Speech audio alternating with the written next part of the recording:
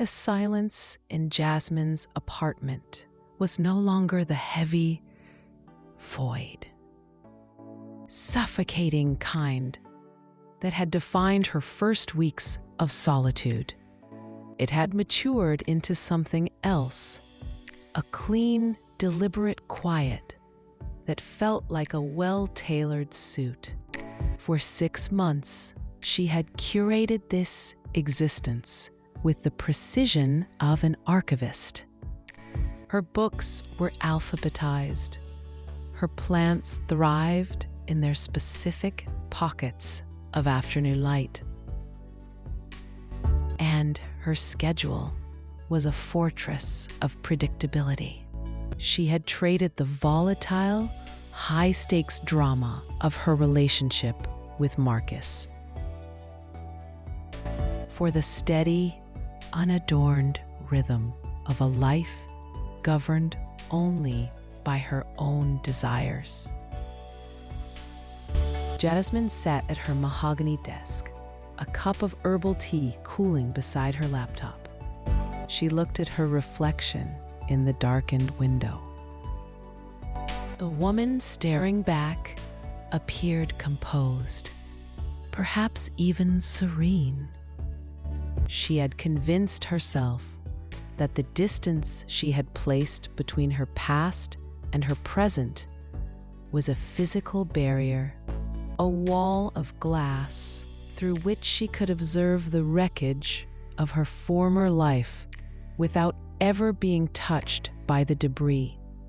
This was the seductive trap of healing, the belief that time is a linear path leading away from pain, rather than a cycle that occasionally loops back on itself.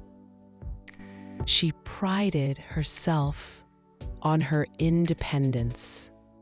She had mastered the art of dining alone, of navigating the city's labyrinthine subway system without a secondary set of hands to hold, and of making decisions that required no consensus. Yet, as the clock ticked toward 9 p.m., a familiar phantom itch began to prick at the edges of her consciousness. It was the subtle, creeping weight of isolation. Independence, she was discovering, was not merely the absence of a partner. It was the presence of a self that could stand upright even when the room felt too large. But tonight, the room felt cavernous. She caught herself reaching for her phone, not to call anyone.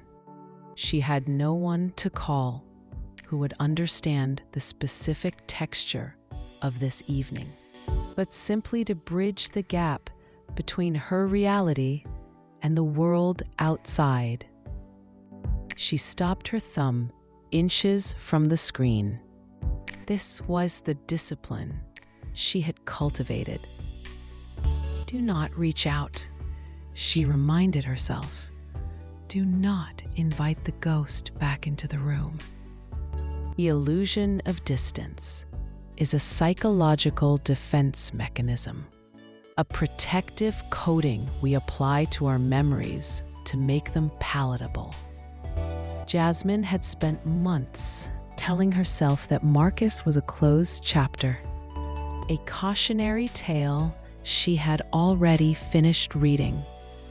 She believed that because she no longer felt the sharp, jagged edges of his temper, she was cured of the addiction to the intensity he provided. She mistook the absence of conflict for the presence of peace. But peace is active.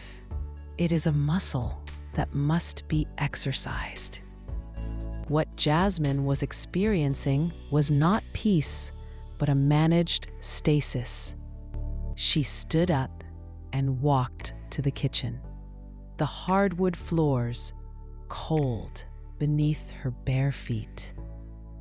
She began to wash a single plate, the rhythmic sound of the sponge against the ceramic grounding her. She thought about the psychological weight of their history. It wasn't just the arguments or the moments of cruelty. It was the way they had once been mirror images of one another.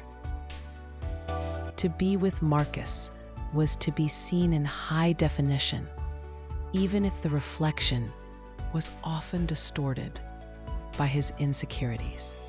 To be without him was to live in a state of lower resolution, where she was safe, but perhaps less seen.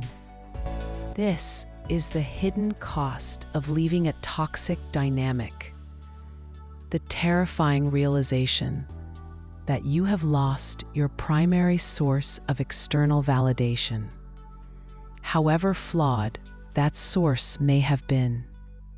Jasmine dried the plate and placed it in the rack. She felt a flicker of frustration.